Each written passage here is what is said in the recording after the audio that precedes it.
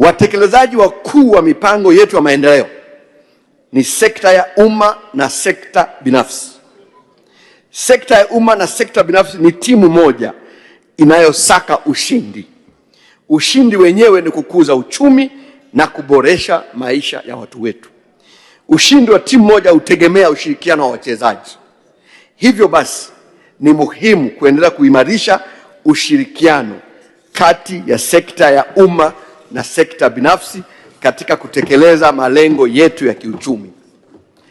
Tuwe na lengo na juhudi za pamoja. Tukiwa na sauti moja, tutakuwa na wimbo mzuri wenye mvumo, sekta ya umma na sekta binafsi.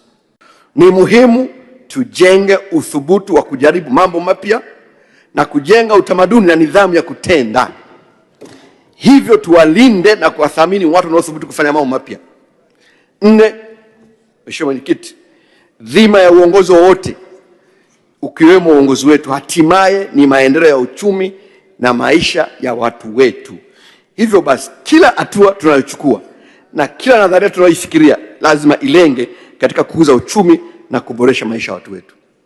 Hivyo katika kupima mafanikio kwa mipango ambayo tunayo, katika kupima mafanikio ya juhudi zetu, tutazingatia vigezo vya kukuza uchumi, kuboresha maisha ya watu, na hii tunazingatia kupitia kupanuka na kuimarika kwa ubora wa huduma za jamii, kupungua kwa umaskini na kuongezeka kwa ajira, hususan miongoni mwa vijana.